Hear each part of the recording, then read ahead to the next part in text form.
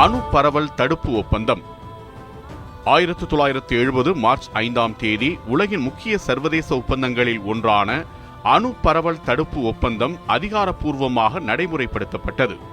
இந்த ஒப்பந்தம் உலக நாடுகள் அணு ஆயுதங்களை பரப்புவதை தடுக்க மற்றும் அணு கொள்கைகளை கட்டுப்படுத்த உதவும் ஒரு சர்வதேச முயற்சியாகும்.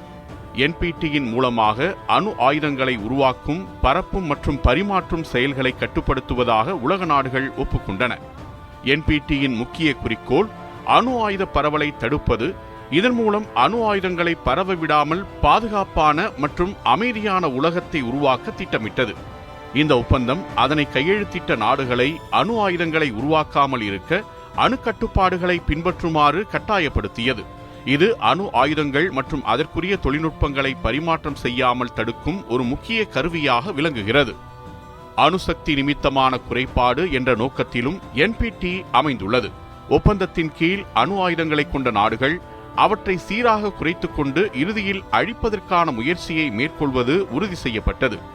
அணு ஆயுதமில்லா உலக நோக்கத்தை அடைவது NPTயின் ஒரு முக்கிய கொள்கையாக கருதப்பட்டது.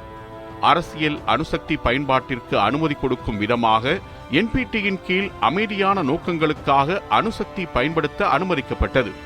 இதன் மூலம் நாடுகள் அணுசக்தியை மின்சாரம், மருத்துவம் போன்ற அமைதியான நோக்கங்களுக்கு பயன்படுத்தலாம்.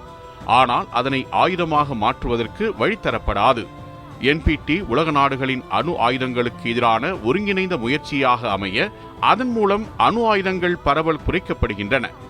இந்த ஒப்பந்தம் அணு ஆயுதங்களின் பரவலை கட்டுப்படுத்தி உலகின் அமைதி மற்றும் பாதுகாப்பை உறுதி செய்யும் விதமாக செயல்பட்டது. NPT உலகளாவிய அளவில் அணு பாதுகாப்பு மற்றும் கலாச்சாரத்தில் முக்கிய பங்காற்றியது.